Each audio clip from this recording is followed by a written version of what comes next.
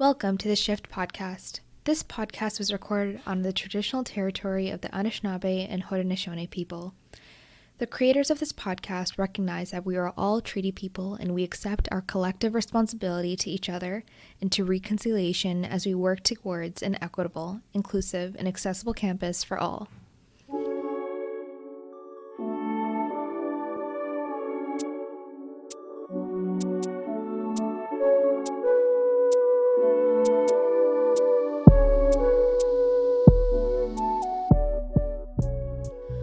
On the Shift podcast, facilitated by the Student Experience Office, you will hear from students of diverse backgrounds about their lived experiences at Queen's, how these experiences are shaped by identity, their visions for a safer and more inclusive campus climate, and what needs to happen for there to be a meaningful and lasting culture shift. So it's important for me that if you're trying to be an ally and trying to be, helping to improve inclusion on whether it be a campus, whether it be in your family, whether it be in a corporate workspace or wherever else, it's important that you tap into the spheres of influence you have and never underestimate any of them. There were so many people sitting here with vast lived experiences and vast kind of cultural depth to them that we could create really impactful, meaningful relationships and experiences. There's a much bigger emphasis and awareness of celebrating people's differences. And it just makes me really excited to see how far or how much further we're going to go in, the next 5, 10, 20 years. Listeners will also learn about resources that exist for equity-deserving students at Queen's and hear tips for where to find community and support. This podcast is part of the Queen's Shift Project, a collection of initiatives aimed at creating a safer and more inclusive campus culture for all students. I'm your host, Malaika Khan. Hi, everyone. Thank you so much for joining us today. I'm going to start off with introductions. Awesome. Thanks so much. I'm Mariah. I use she, her pronouns, and I'm in my third year of the health sciences program. Hi, everyone. My name is Mina. My pronouns are she, her, and I'm in my fourth year of the commerce program. You both seem to be near the end of your Queen's journey. Why did you choose Queen's? It's a good question. I don't know about Mariah, but for me personally, when it came time to choosing universities, the biggest factor for me was financial support. So I was looking at whichever university offered the most. And at the time, Queen's was offering the most amount of financial opportunities in terms of aid. So that's where I ended up coming. It wasn't the only reason I chose the school. I think deep down inside, I've always known myself to be someone that looks to enter spaces that she doesn't know about. And throughout high school, I've been gearing to go up into a degree similar to yours, Mariah, like health sciences or something very, like engineering or science focused in general. And at the end of university or at the end of high school, I remember I told myself, Mina, you have proximity to these fields already. You know people in them, or you have friends who are going to go into them, but you don't know a lot of people that come from, the communities that you do in corporate spaces. So why not try it out? So I think it was a bit of an experiment to go into a business program in particular. And many people would tell me, Mina, you're going into business, Mina, you're going into Queen's Commerce. And I didn't fully understand what they meant by these statements until I got here. But I'll expand on that afterwards as well. I would say I have both opposite and similar views to why I picked Queen's. My biggest factor in deciding to come here was the supportive community that I would want. Financial support was definitely a factor. However, what really drew me here was that it was what I considered that Goldilocks zone of not being so small that I felt like I was still within that microcosm that you might experience in high school, but not so big that I felt kind of lost in a crowd or a bit de-individualized at maybe a larger university. I found that Queen's was that good medium ground and provided ample opportunity to seek out new experiences, but also to find those support groups for myself as I transitioned into a completely different period of growth and like learning curve in my life. I didn't actually first consider health sciences as well. I was on the flip side and I was considering going into accounting. My first dream was forensic accounting. I thought that was a brilliant life plan for myself. I was like, I will go into commerce, financial analytics. I shied away from STEM programs originally, partially from my own fear of giving into a certain stereotype surrounding kind of like women of color or people of color who enter into the STEM fields. I didn't want to feel as if I was going into it because it was a preset mold, but I went into it out of, you know what, accept what I'm passionate about. It has nothing to do with the stereotype. I love this field. I love discovery and I love learning about biochemical, physiological, macroscopic levels of science. So I kind of followed my passion despite what other people were considering or had any innate biases about me. And then I came here to Queens and the rest is history. I think that's so interesting. The fact that like you both have had such extensive thought processes on how to go about your university journey, but you also both touched on how you feel like you've developed so much and at the end of the day not regretted your decisions to go within each field. So can you expand a little bit more about what that experience was like, especially as people who have been such like ceiling breakers in your time at Queens? Can I just say how funny it is that Mariah was like, I'm going to go into accounting. And I was like, I'm going to go into something sciencey. And we both ended up in opposite degrees. I find that hilarious. And Mariah, when you were talking about, going into a science program and hesitating because of the stereotypes associated, that was something I thought about a lot. I was like, if I go into a program where already there's a stereotype associated with like, oh, all brown people, are engineers or doctors or whatever. And that's a very like privileged stereotype in the first place. But I thought like, it's harder to stand out. It's harder to make a name for yourself in a way. It's harder to push boundaries for your community when there's already so many of you. And when I think about what Malika, you're saying about ceiling breaker, I don't know if I would classify myself as that, but I will say when you're the first or when you're one of the only in a space and you're someone who's used to taking up space, you just become that innately. Like you don't choose that title, you don't choose those actions. It's just who you are. So for instance, when I think about, my Queen's experience and what that's been like, I remember going to networking events in commerce at least, and every time I asked for, halal food options and they were only vegetarian or vegan, that in and of itself was a way, quote unquote, of breaking a ceiling because a lot of folks either hadn't thought of it or hadn't thought about it enough to the point where they realized it was a big need for a few students in the community. So it's little things like that I think really added up for me. At Queens, my first 2 years, it was really hard to find a sense of belonging. And mind you, the second year was when the pandemic hit. So everything went online. And I had a few friends who were just amazing and incredible. And I don't think I would have been able to get through the year without them. But first year was probably the most culture shock of an experience because I'd come from a high school that was really culturally diverse, and visibly when you looked around you saw how many different countries were represented and so many different backgrounds. And you grow up and there's things like cultural fashion shows happening and like art displays that come from different parts of the world. And I really enjoyed that. And to me, diversity was never something that I even had to think about. And I truly think coming to Queens in a way made me appreciate what I had a lot more in my high school community. Because when I got to Queens, I found that there wasn't that same sense of connection to cultural backgrounds, and there wasn't really as much conversation about just how homogenous the space looked at times.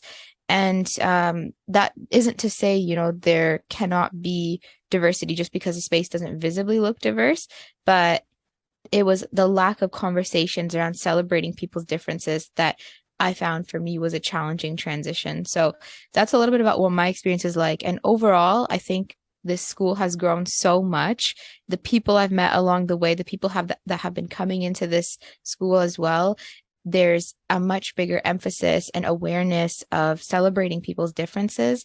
And it just makes me really excited to see how far or how much further we're going to go in, the next 5, 10, 20 years.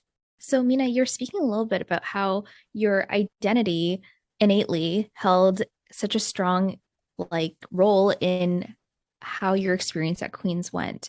And I'm realizing that this is a very different experience for a lot of people. Maybe something that people don't often have to think about. Mariah, what's your take on that? I had kind of an opposite experience, but ending up at a similar end point. I came to Queens with a culture shock, but not because of the lack of diversity, but because of how diverse Queens seemed to me. I come from a small town just outside of Kingston, and there was only one high school in my town. And in that high school, I was one of only 2 Asian identifying students in my class. The high school itself was about 950 students. So I didn't grow up with any kind of diversity that was exemplified in the school. There was no there was no artwork celebrating different cultures. There were no cultural days. There was no international courses that really looked into different aspects of worldview, world law, world history. So when I came to Queens, I was shocked. I was like, oh my gosh, there are people here of color. There are other Asians here. How am I going to be able to talk to all of these people?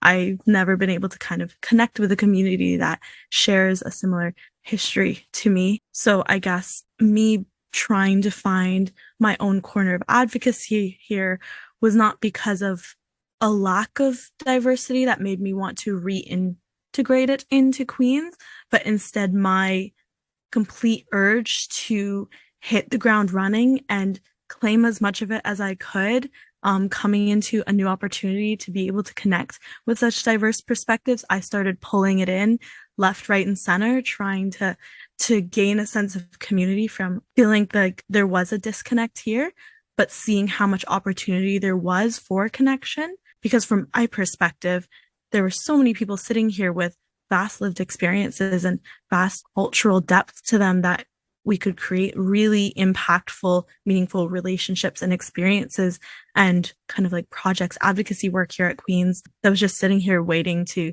be ignited, to be sparked. So starting to pull all that in from different corners and meeting all these different people across kind of my own program and other programs and learning about the small pockets across Queens that have been doing really amazing advocacy and equity work was where I've ended up and how I've kind of come into this role that I never envisioned myself in. I came from the idea that university was just you graduate high school, you go to class, and then you get your diploma and you walk out again and go into the workforce, and nothing beyond that, nothing beyond kind of interacting outside of a classroom or interacting in a space that I had never once experienced before.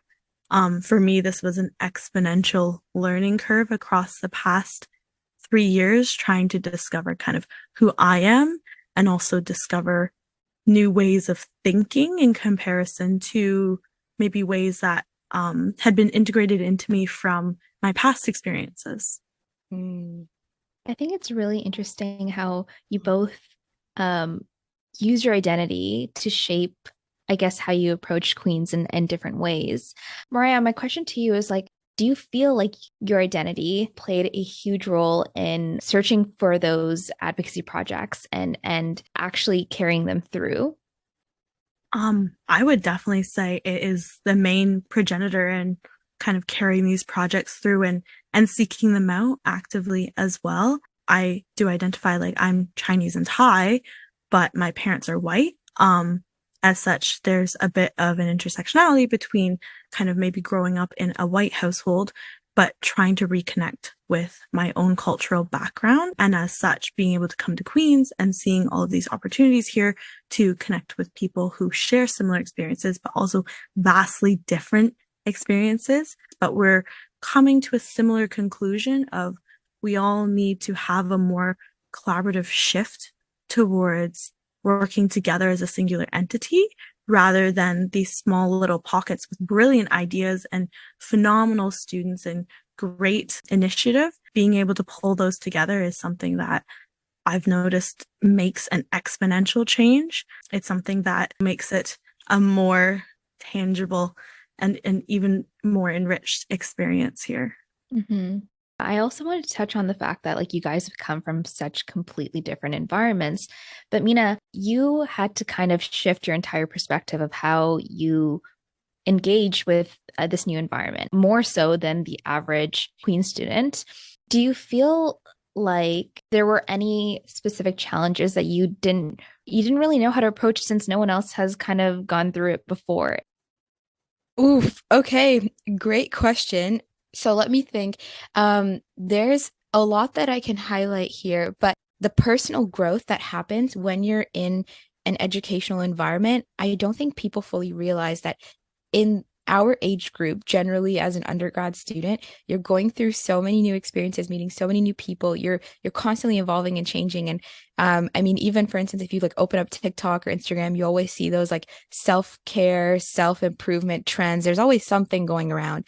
And to me, when I entered university, I was going through all of the typical challenges of a university student. Like I was, low key complaining about the dining hall food. I was thinking about the fact that, like residence can be such a fun experience, but also from like a logistical perspective, sometimes it can be so inconvenient as well. I was going to classes and learning to adjust to this new style of learning and teaching. I was getting to know my professors and trying to figure out how to navigate this new system and also trying to make friends and join clubs. So all of the typical experiences that any first year student would go through. And what I didn't anticipate though was having to think extra hard about little things to make myself more palpable to the space. So I'll give you examples. In commerce, in first year, during pre-pandemic times, we would have lots of networking events where firms would come to the building and you got to interact with recruiters, you got to interact with current employees. And you, as a student, your goal is to go to these network events, learn more about that firm, and then hopefully, stay in touch with some of these folks that are representing that firm so you can maybe work for them afterwards. And I remember when I went to a few networking events, the first kind of 3 or 4 people that I talked to, I tried to start up conversations, and most people that know me as a very sociable person. I don't hesitate when it comes to starting conversations with strangers on the street even. So when I would start up some conversations, I found that the questions never really seemed to be tailored to what I wanted to talk about. So I would be asked a lot like, oh, what's your favorite place you've traveled to?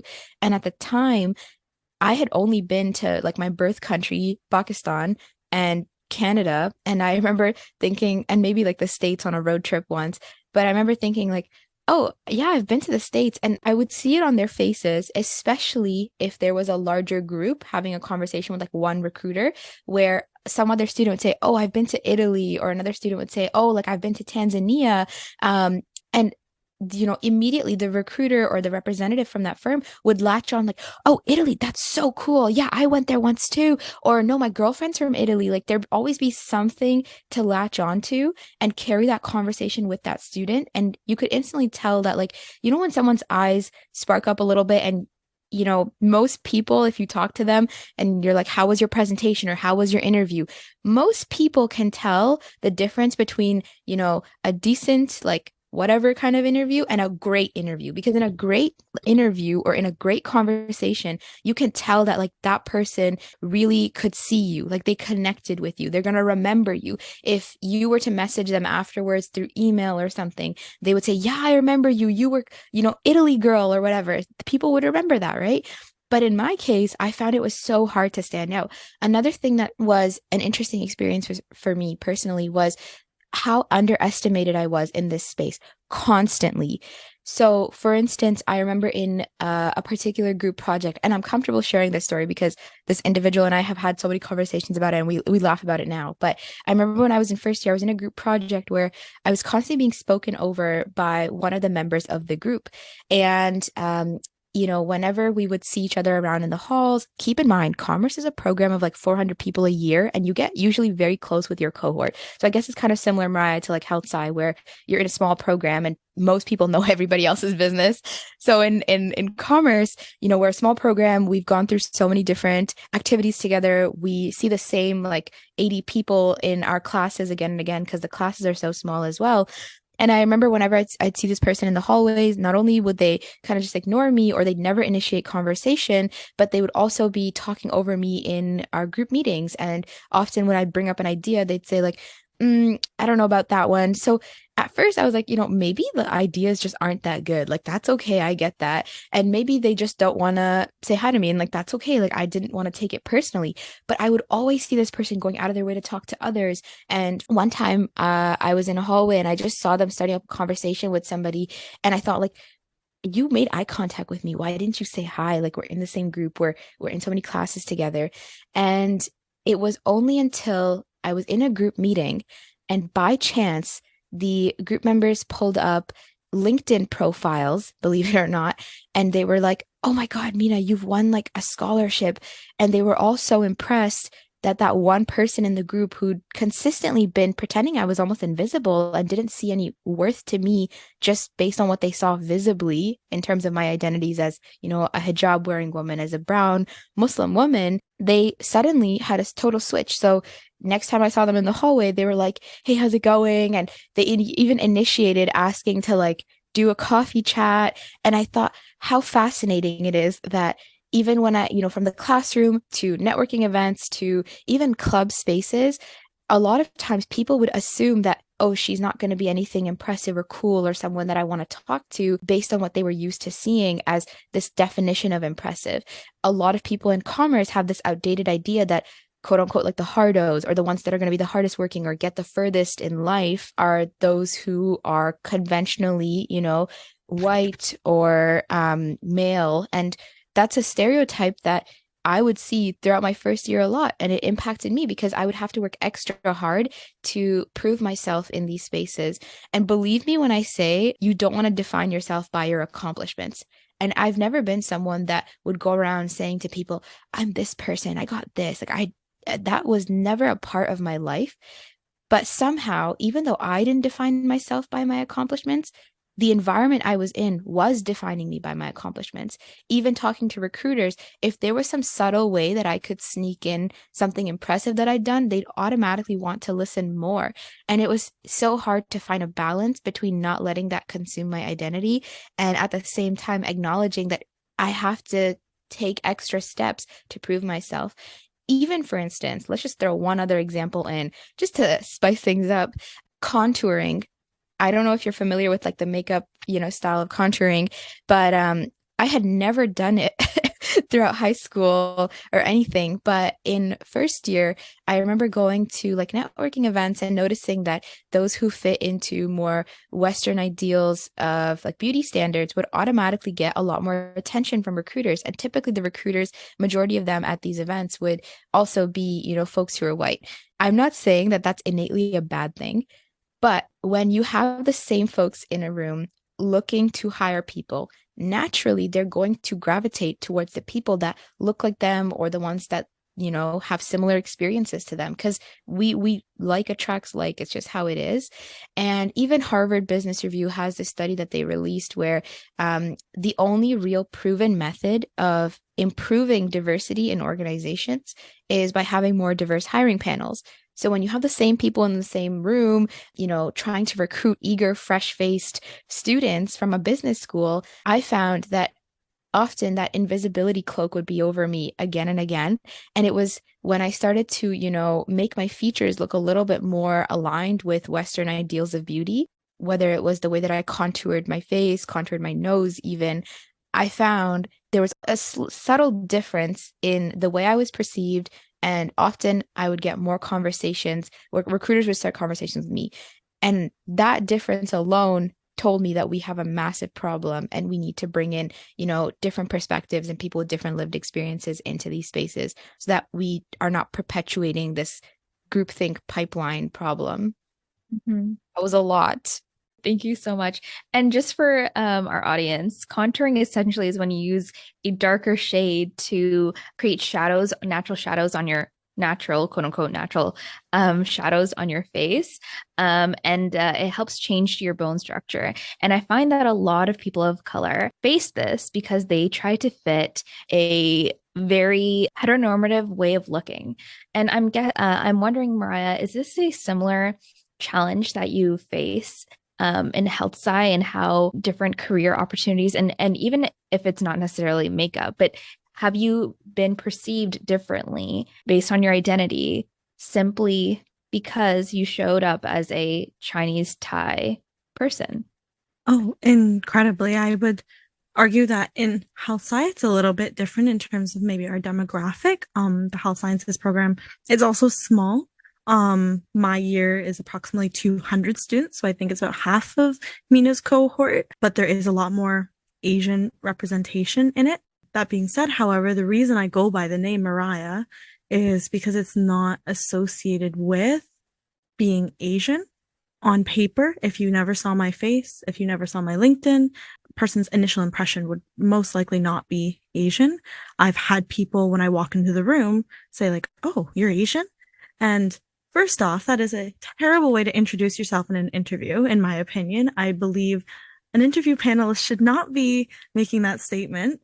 But that being said, that definitely took me aback the first time I heard that because it's not something that I had ever considered would be linked to my name. And then thinking back on it, thinking back to kind of like why my parents had changed my first name, like my original name is more ethnically Chinese, but changing it into maybe a more westernized name, it allowed me to blend in more. And I think that that was a protective factor for me. Then coming into health sciences, trying to, again, kind of like Mina said, stand out was a difficult component if you didn't share certain archetypes that were expected or were assumed in the respective field. So in health sciences, we don't have coffee chats, but everyone still likes to kind of know everyone else's business. It's a small program. You're bound to know everyone, or at least have heard their names, seen their faces somewhere. And a lot of people like to look at you based on kind of like any accomplishments or anything that is quantifiable on a resume. And I've found that in terms of what kind of the health sciences students strive for in this case, it tends to gear towards medical school.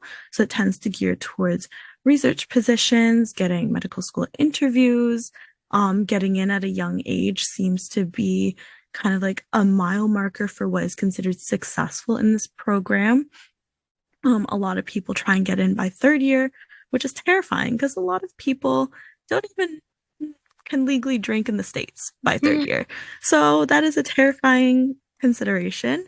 It's phenomenal for those people. They are incredibly talented individuals, but being judged based on your H index, which is a score used on Google Scholar to identify a publisher, how many times their publications have been cited in other works, and kind of like the success of their publication, using scores like that, using an MCAT score, a Casper quartile, research positions, volunteer positions.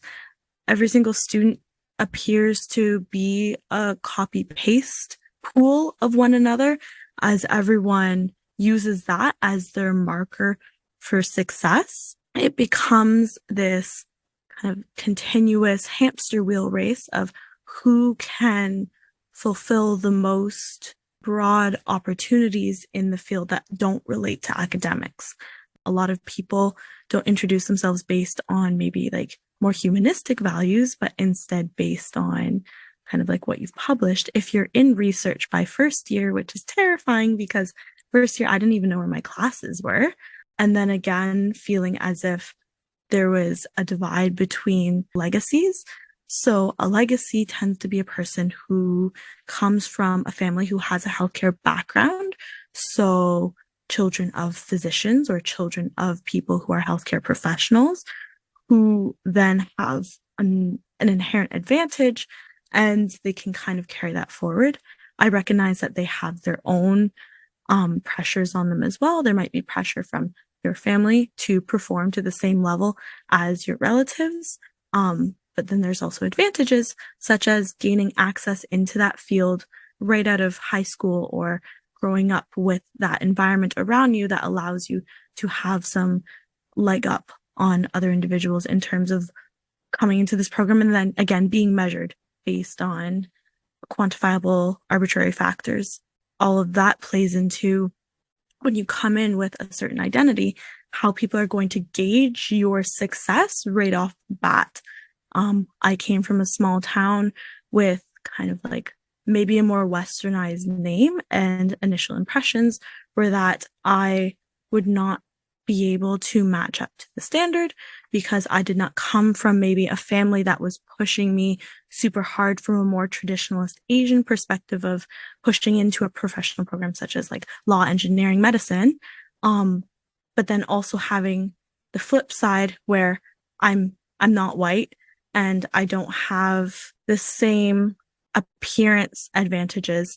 My looks are not Western, and kind of similar to Mina, in terms of makeup, I used to try and make my eyes look bigger. In high school, that was a huge component, was kind of drawing some people. I'm not sure if it's shown up on TikTok. Maybe it showed up on mine because, again, TikTok's algorithm is so creepy and it can just figure out exactly what you're thinking, it feels like, but how to put white eyeliner on your eyes so that they look bigger to kind of move away from the traditional, more kind of almond shape Asian eye in order to try and fit into those Western views of what an attractive candidate for speaking to or appearing professional might look like. Mm-hmm. I really value how you both brought up such distinct challenges that you've faced in two very reputable programs at Queen's. And I think another point is that Queen's has done a lot or is working towards a goal of being truly diverse and truly accommodating to a lot of different people. And I'm wondering, did you feel supported as diverse individuals going through these very distinct challenges? And if so, by which mechanisms? I think it's a yes and no. I'm gonna take that answer and I'll elaborate. So from an interpersonal level, I found there was the most amount of variance. So for instance, some professors that I spoke to about an experience in like a classroom, let's say, they would totally get it, they'd sympathize, but I found often that the support wouldn't or couldn't go further from there. Like they would say, it's so like it sucks that happened. I'm so sorry. They'd, have like a box of tissues ready if it was like an emotional moment or something. But there really wasn't a what's the next step to escalate the issue or to hold another individual in the program accountable. So I found that was lacking. But from an emotional support perspective, I found like so many, for instance, peers and professors would follow up and be like, hey, how are you doing? Just checking in. Like, are things better now? There was a lot of that. So in some ways, I'm so grateful because you can tell that once people understand your problem, they will do their best to support you or at least to check in on you, even if they don't know how to help.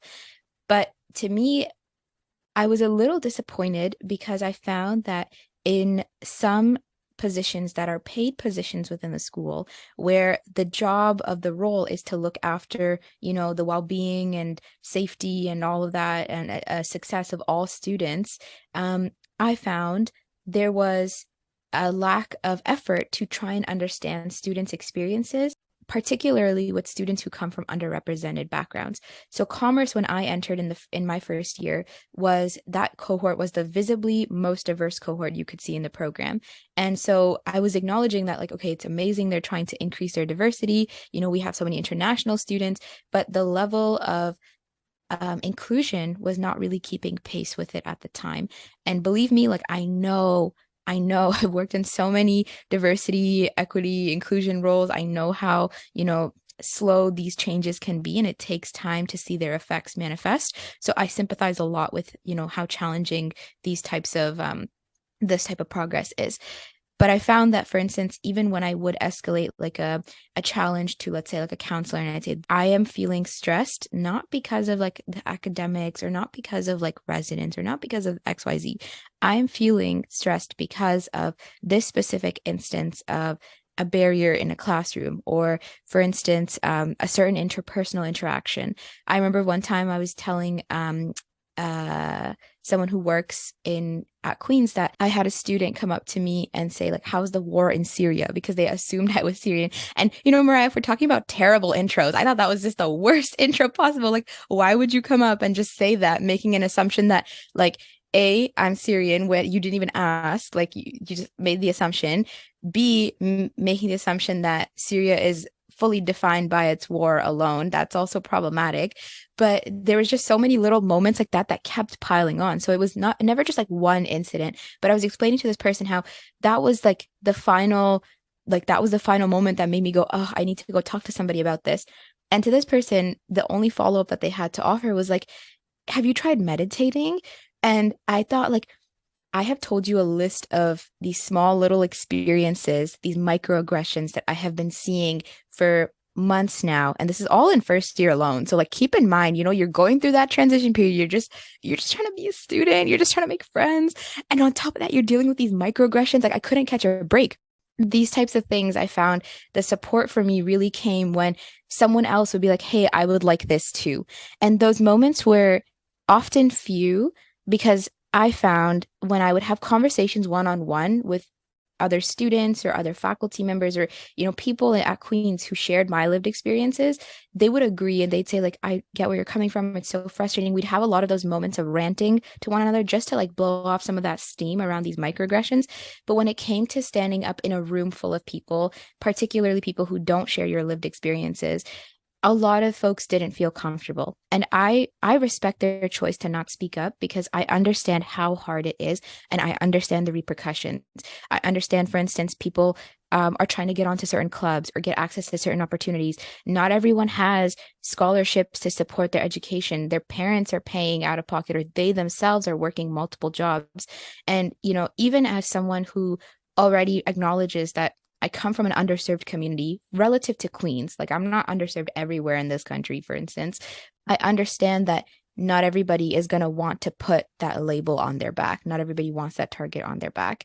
So particularly in my case, the support that was just really helpful was when other people chimed in and were like, yeah, I see where she's coming from. And the biggest moments of allyship that came for me were actually when co-chairs or like senior students in my program would take the time to say, hey, I noticed you made this comment and I just want to see, is there anything else I can do for you? I can think of, for instance, 10 upper years that I still wish so well on them. Like, I hope they're doing amazing. Like, I try to check in on them because they made such a massive difference for me. 10 sounds like such a small number, but when just a few people go all in and take the time to support you and call in things that you also know are an issue in the program, that makes such a big difference. And to me, that support was huge.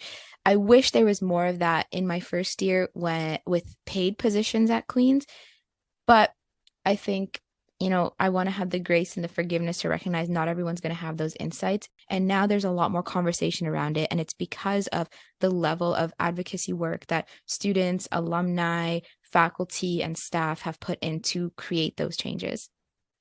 And Mariah, before we hear from you, so just for some context, I'm a second year in commerce as well. And I'm wondering, Mina, from your experiences, have you seen a change in the supports that students that are offered, but also your own inclusion within the commerce program? Yeah, for sure. And part of it is because once you're, by the time you get to fourth year, you're the one that's helping to create the culture as opposed to trying to, fit into the culture or understand the culture. But I'll give you some specific examples. I remember when I was in first year, I hadn't even heard of a resource called the Queen's U Yellow House, because it was only known in very niche, small pockets of my program and just the university. Like the people who cared about equity, the people who cared about inclusion work, they knew about the Yellow House. But unless you were involved in that space, you didn't really hear about it. So, I mean, it wasn't that it was being gate kept, it was just how unintentionally these types of echo chambers form. And yet, when I got to third year, that was my first time hearing about the Queen's U Yellow House. And I realized it's a whole resource available for BIPOC students or, queer and trans students who might need a space just for them. So I thought that was so fascinating that even hearing about certain resources, or for instance, there's a peer support center. And in commerce, like I had not heard about the peer support center, or even if I had, and you know what, at some point, probably during orientation or some type of like reminder about well-being during exam season, I probably had heard of it. But I think it never stood out to me because the description would sound like just any other, support call description. But over the years, I've noticed that the peer support center has made specific mentions about like, you can come and discuss this topic with us if you're struggling with inclusion barriers. And that's what made me remember it. I was like, oh, that's interesting. I didn't see that before for another resource here. So like even just the way we talk about the resources, there's a lot more courage and bravery I can see in the language, acknowledging that this is a resource specifically available in case you're a student who is underserved on this campus from an equity lens, you can come and talk to us. So that's just one small example of how I've seen the support improve over time. You both touched on how equity is a lifelong process, or the fact that it's a law of work. I think that we're in a shift where a lot of us equity deserving groups are not ready to wait till our fourth year to feel included and feel seen. And at the end of the day, what do you think is needed to create that culture shift so that people incoming feel included right from the get-go? Yeah, that's an awesome question. I would say like it's not reinventing the wheel.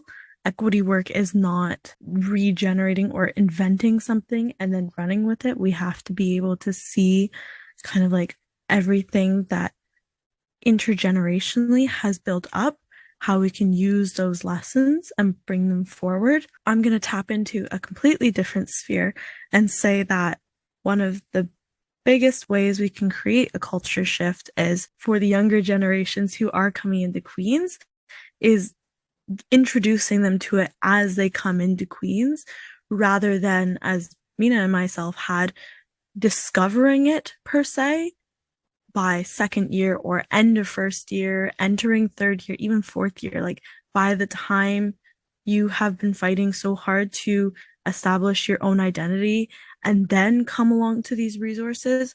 Rather, I believe it would be even more effective if you helped shape your own identity alongside these resources. Being a student is not just about trying to fit into your classroom and make it through your homework assignments. It's also about shaping your identity and discovering kind of what you are passionate about and being able to find the groups right away that are passionate about similar items of action. I love this question too, because the problems that affect us continue to affect us until there's going to be some level of change.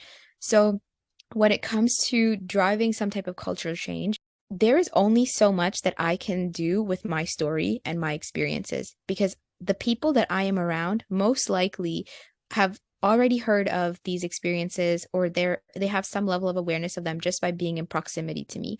But you have people that I will never be able to reach. For instance, your grandmother, I don't know under what circumstances I would interact with her unless you introduced us. But you interact with your grandmother. You have a relationship with her. She has a reason to care about your opinions and your worldviews. So it's important for me that if you're trying to be an ally and trying to be, helping to improve inclusion on whether it be a campus, whether it be in your family, whether it be in a corporate workspace or wherever else, it's important that you tap into the spheres of influence you have and never underestimate any of them. The coworker that only cares about your opinions is going to listen to you if you tell them like, hey man, we can't be doing that. It's so important that you tap into those personal spheres of influence.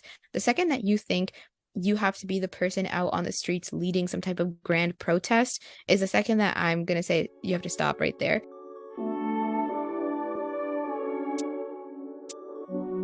what is something that if there are incoming Queen students listening to this right now, what would you tell them? I'd say for any incoming students, first of all, like make sure you're having grace and compassion for yourself. It's a massive learning curve, even just to physically like be on a new campus space. So keep in mind that you do not have to get everything right the first time around. That's general advice to anyone that I would give coming into university. When it comes to any students who might be from an underserved background, I highly encourage you to find at least one or two spaces, whether it's through a club, whether it's through, the friends that you make, where you feel you don't have to code switch or to perform or to be any other way. Like you can just be, and your identity does not define you. It's something that is a part of who you are, but at the end of the day, you can just be, and there's no expectations on you. This campus is so intimate and so beautiful, and when you find those pockets of peace for yourself here, you will feel so at home. To maybe not as equity deserving groups, I would say recognizing positionality and recognizing privilege is a long process as well. Coming to terms with your own privilege and not feeling guilty about it is also something that some people struggle with. And I feel like myself, coming from a place where I realized I am from a heavily privileged position financially, and seeing that perspective and understanding that I can't just change it like a flip of a switch, but I can use it as an effective tool, is something that might be frustrating, or you might feel self-guilt as a person thinking like, why do I have this privilege? Like, can't I just hand it off to someone like a backpack? Can I just take it off? And unfortunately you can't. It's like that invisible backpack of privilege, right? But being able to recognize that you have that advantage and, okay, how can I use this to better everyone around me? To equity deserving groups, I would say that being okay with not sharing your voice right away and not feeling guilty, and when it is your time or when you feel comfortable speaking, do so and speak loud, speak clear, and honestly sing it from the top of software library if you want. Thank you, Mariah and Mina, for sitting down and having this inspiring and educating chat with me. I feel like I'm always learning talking to you guys, and I learned so much through our conversation. Thank you guys so much. Thank you for having us. It's been an honor and a privilege.